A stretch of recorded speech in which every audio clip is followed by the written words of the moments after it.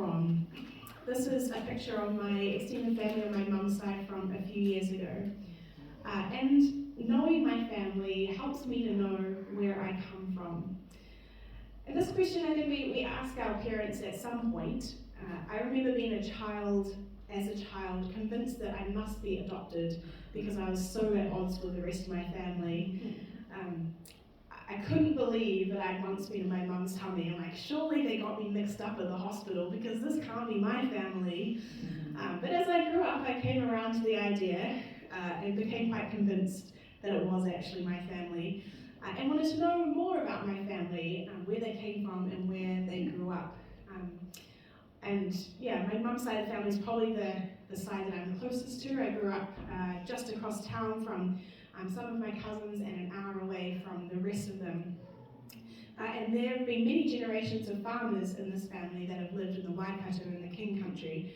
And I've travelled all around there, looking at the houses and the farmland where my grandparents and my great-grandparents grew up, the mountains they would have looked at, the rivers they would have swum in, and even further back than that, both sides of my family came from the UK, and I lived there for a while and was able to visit the parts of the country that they would have come from as well, and that has all just helped me understand a bit more about my family, what they valued and worked hard at, which helps me to understand myself. But sometimes we want an even bigger picture than that, and we want to know where we as humans come from, what our purpose is in the world. Most Indigenous cultures have an origin story, or multiple origin stories, that explain the world around them and humans' role in that world. And the scientific West also has origin stories, such as Big Bang cosmology and the theory of evolution. But Genesis 1 is an origin story. It's an origin story that helps the Israelites know where they came from. And along with the next 10 chapters of Genesis, so chapters 1 to 11, this forms an introduction to the book of Genesis.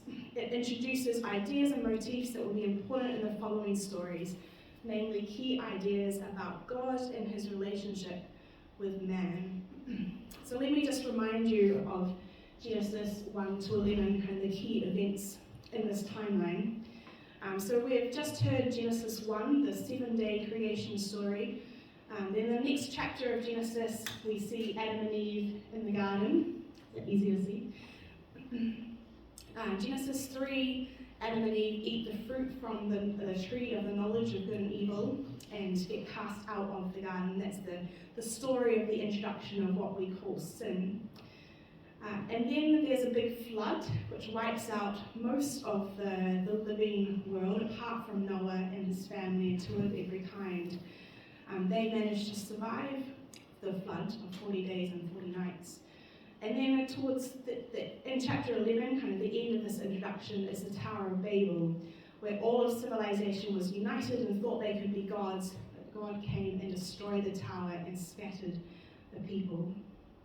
So this kind of introduction to Genesis and to the whole Bible really is thought to have been written by Moses for the Israelites as they entered the Promised Land, to explain the reason for God's commitment to the nation of Israel. It helps us to understand who God is, who we are, and the world around it, and it sets the background for the call of Abram, which comes in chapter 12, which is the turning point in the book of Genesis. The known world at the time is what we call the ancient Near East, which is roughly kind of this green highlighted area. Well, it depends on exactly when you were talking about as to exactly where the people were, but it's roughly present day Iran and Iraq, the Middle East, and kind of Egypt. And as we look at the Genesis origin stories, we need to consider the worldviews of the ancient Near East and the other origin stories that were circulating at the time. And so tonight we'll come to that and we'll compare Genesis 1 to 11 with one of the other ancient Near East origin stories. But first, let's zoom back in on Genesis 1. Okay. More specifically than just an origin story, Genesis 1 is a cosmology origin story that tells of the cosmos of God's temple. And in order to understand that, we first need to know, well, what is a temple? In the ancient Near East, temples were the dwelling place of the gods. It was their headquarters. the control room from where they maintained order, they made decrees, and exercised sovereignty. The temple was where people came to meet with God, well, the God, and priests represented the God to the people. But before the deity came to dwell in the temple, there had to be a temple inauguration, where the items necessary for the function of the temple were installed. Let me try and explain that a little bit more. The inauguration of a temple, a good analogy, is like a house becoming a home. So consider for a moment that you are about to buy a new house. Maybe it's this house. Before you decide to buy it, you probably want to consider the structural integrity of the house. And when it was built, what materials it's made out of, is the roof secure, are there any leaks, is there insulation, what's the plumbing like, etc., etc., all those kind of practical questions about the actual house structure. And let's consider this the origin story of the house. This is the house story. But when you're considering buying a house, you probably also will be imagining how the house will be a home. Where you're going to put your furniture, what room you'll sleep in, will there be a study or a guest room, what will your commute to work be like? And let's say you decide to buy the house. Once you've bought the house, you then need to move all your stuff in and set up all the furniture. And initially, the movers put the furniture anywhere, and it's kind of a bit disordered. But then you spend time ordering your home. The furniture fills a room, it beautifies it, and it carries out the function of the room. You know, it's only once you've got the pots and pans in the kitchen that you can actually cook.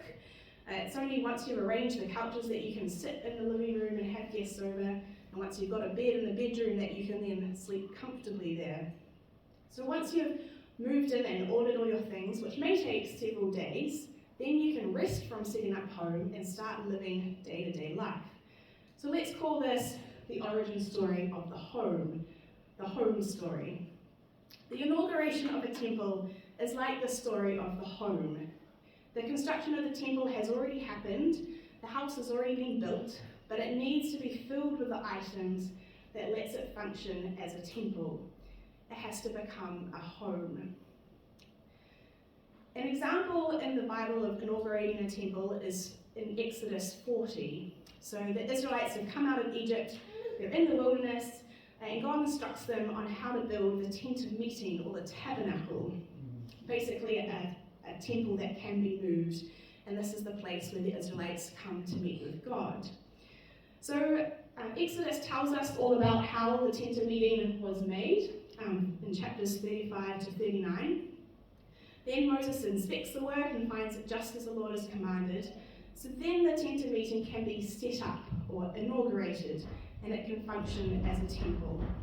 In this case, for the tent of meeting, the inauguration of the tent of meeting involves placing the Ark of the Covenant, the table, the lampstand, the gold altar of incense, the altar of burnt offering, and the basin, among other things, which you can read more about in Exodus chapter 40 if you want. Anointing oil is then used to anoint the tabernacle and everything in it, and Aaron and his descendants are anointed as priests. Then God comes to dwell in the temple. Exodus 40 verse 34 says, "Then the cloud covered the tent of meeting, and the glory of the Lord filled the tabernacle." It's once the temple has been built and inaugurated that God comes to dwell in the temple. So if we consider Genesis 1 as a temple inauguration story, then how the heavens and the earth came into existence is the background to the story. That's the building of the house that has already happened. Genesis 1 verse 2 says, "The earth is formless and empty," or void, indicating that the earth already exists, but it's waiting for rooms to be organized into functions and the furniture to be installed. So let's have another look at the days in Genesis, day 1 through 6. On days 1 to 3, we could say that God brings order to creation. Day 1, God creates light and dark, which could be considered the start of time. On day 2, God separates the waters above from the waters below, which could be considered the start of the environment, especially weather systems. And interestingly here, everyone in the ancient world believed that there were waters above, since sometimes it rained, and waters below, since you could dig to find water. And they thought that there was a solid sky that held back the rain, which is what the vault or expanse refers to. So this description of day 2 that we've got in Genesis 1 reflects the way in which everyone in the ancient world thought about the cosmos, rather than necessarily revealing new information. On day 3, God gathers the sea so that dry land appears and plants sprout, and this provides the basis for food production.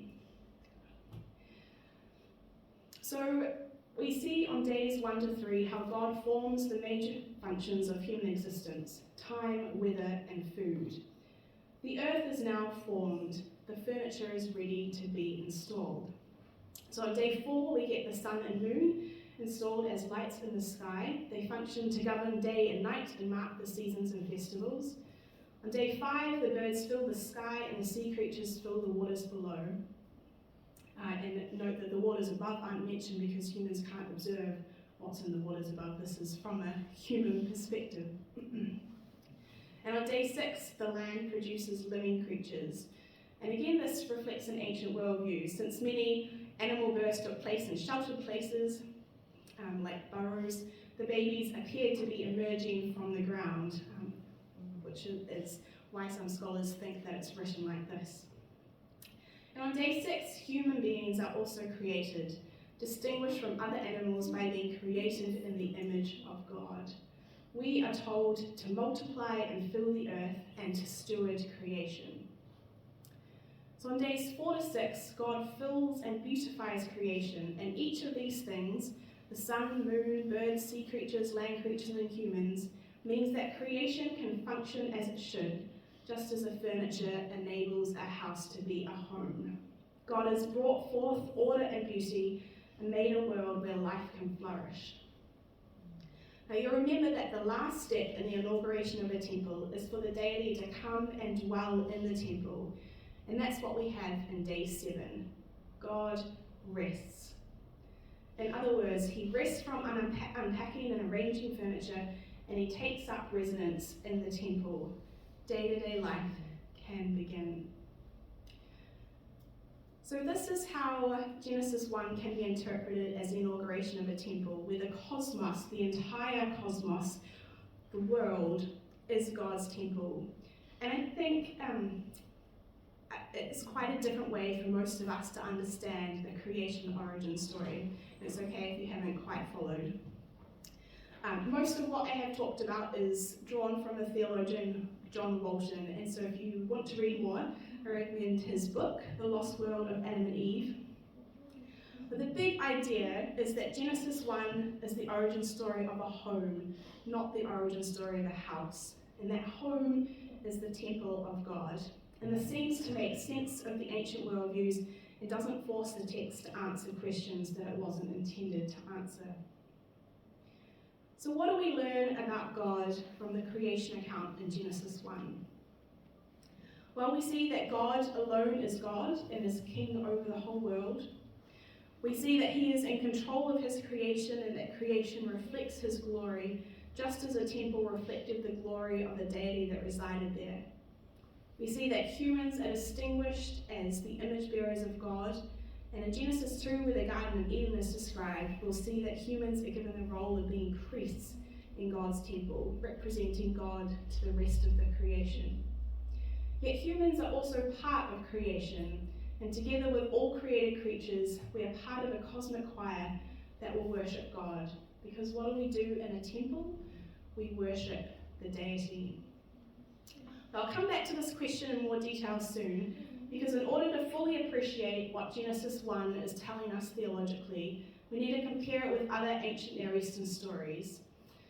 There are only a handful of other origin stories that we have record of from the ancient Near East, and today we'll look at just one of those, the Atrahasis epic. I actually don't even know if I'm pronouncing that right, because I've never heard anyone else say it, but I'm going to call it Atrahasis tonight, so hopefully that's okay.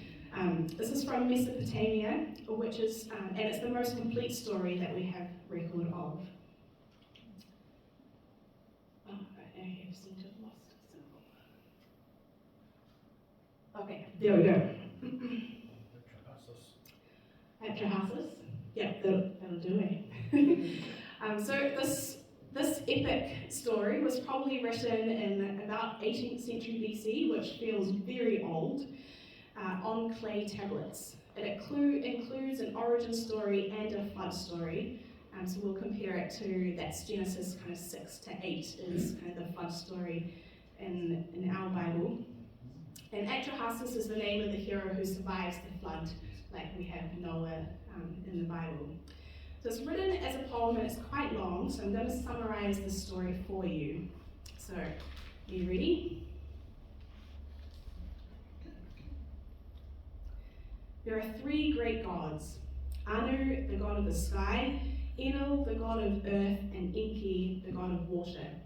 The story begins when the minor gods lived on earth and Enel tasked them with excavating the rivers and canals and growing food for the great gods.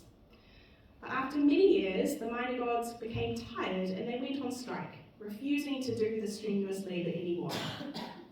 Enki, the god of water, who is also the kind, wise counselor of the gods, suggests that rather than punishing these rebel minor gods, humans should be created to do the strenuous work instead. Enel eventually caves in to the minor god's demands and assigns a goddess to create humans.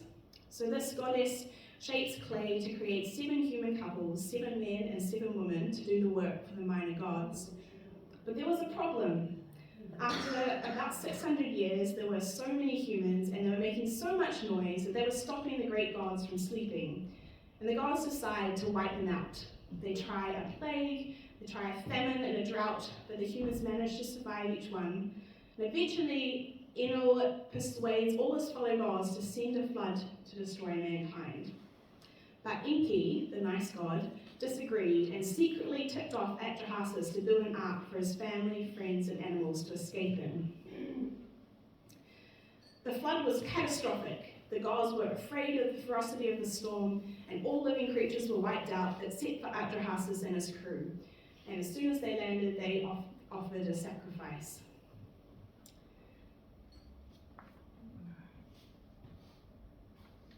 Hang on, I've just got my pages out of order.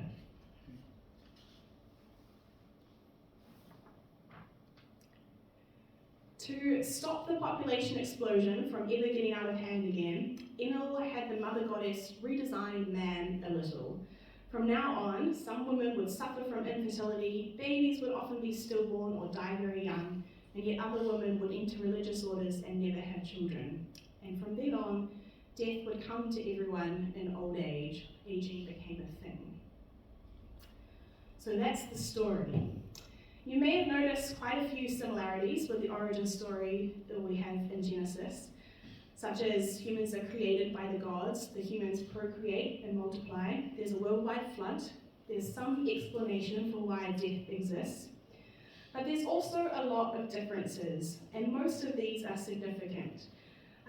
God is communicating when he writes Genesis, communicating to his people how they are different, by how the origin story differs from those around them. So I want you to take a couple of minutes to talk to your neighbour about what differences you notice between these stories. So I'll just give you a couple of minutes to talk to your neighbour, so chat in pairs.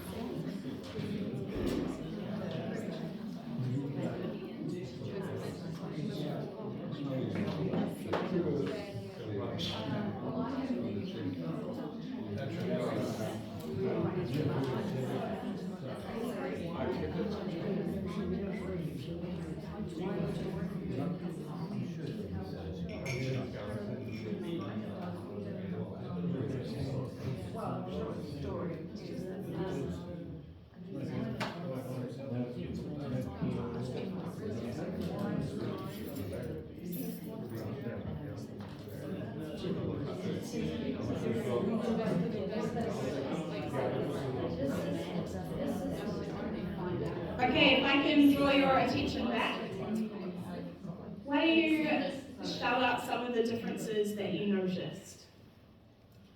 Too many gods in that. Too many gods? Yep, lots of gods in the Atrahasis one. Men were created for work rather than Men were created for work, made to serve the gods. No relationship. Yeah, no relationship. Conflict between the gods. Mm-hmm. Anything else? The gods keep getting it wrong. Yeah, gods kept getting it wrong. How could they? But yeah, they're not perfect. We see that they make mistakes quite often. Yeah, cool. Yeah, that's a good list. So now I'll try and kind of pull that together into what that teaches us about who God is. And the first point is there is one God. So in the Atrahasis epic, there were multiple gods and goddesses and multiple levels of gods. There were great gods and the minor gods. And polytheism was the norm in the ancient Near East. But in contrast, Genesis has one God and makes it clear that God alone is God. Genesis was originally intended for Israel, the generation that had come out of a polytheistic context of Egypt, and the generation that were about to enter the polytheistic context of Canaan, the promised land. So it's emphasizing that there is only one God. The next thing I think we learn is that God is sovereign. And this word sovereign, I always have a bit of trouble with, but it means that God has supreme power and control over his kingdom. God has no one in authority over him, just like we would say of a king or queen in a nation. And in this instance, his kingdom is the whole of the cosmos, as this is his temple. In the Atrahasis epic, the gods fear the flood they have released because they can't control it. Yet in Genesis, God remembered Noah and the waters start to subside. God is powerful over his creation. In another ancient Near Eastern story, it says that there is a huge battle necessary before creation could come about. And in Canaanite mythology, it says that sea monsters were pre-existent rivals of the Creator, needing to be conquered before creation. But in Genesis, we see that sea creatures are created on day 5 in Genesis 1.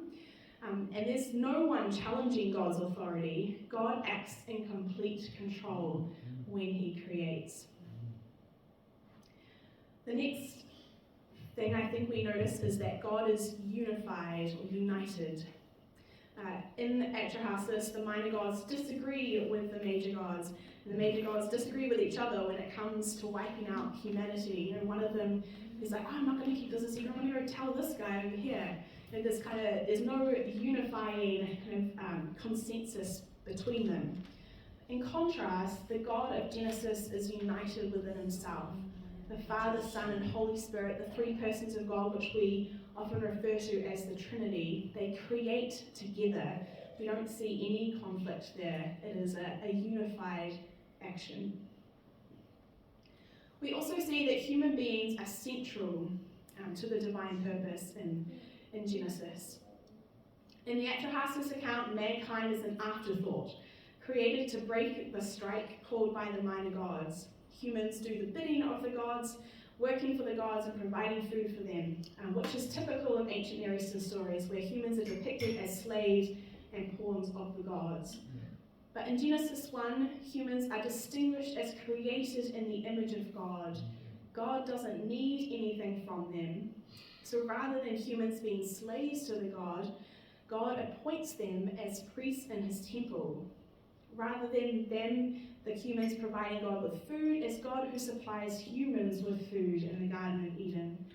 Creation is for humans to enjoy and look after.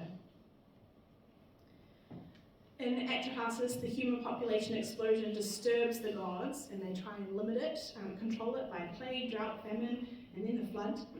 Then after the flood, they disrupt the reproductive process by making some women infertile and some babies stillborn. In contrast, God in Genesis encourages procreation and blesses mankind. He says, Be fruitful and multiply. And after the flood repeats the same command to Noah 3 times. Human beings are central to the divine purpose. And finally, we see that God is concerned about human sin. The reason for the flood in the Atrahasis epic was concern of the gods over population growth. Whereas in Genesis, it's the evilness of humanity that prompts God to send the flood. He cares deeply about his creation, and as the story goes on, ultimately God sends Jesus to die for sin because he's very concerned with it.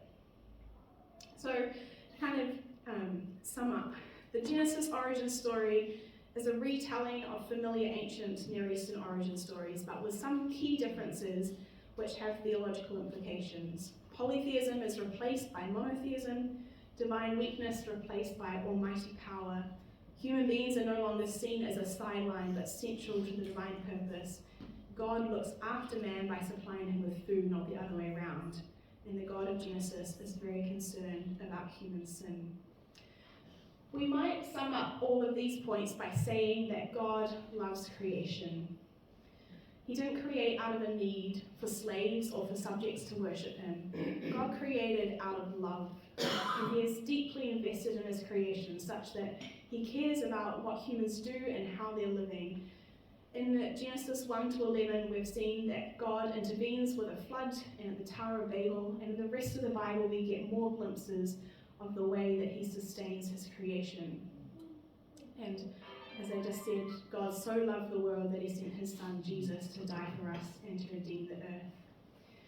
God wants us to love creation as well, as Howard will talk about more next week. Part of our role of humans is to care for creation, both the environment and people. So, what does that mean for us? If this is who God is, then what does it mean for me? That's our discussion question for tonight. So we've got about 7 minutes for you guys to talk in your table, kind of perhaps debrief a bit about what you've heard tonight, and what does that mean for you?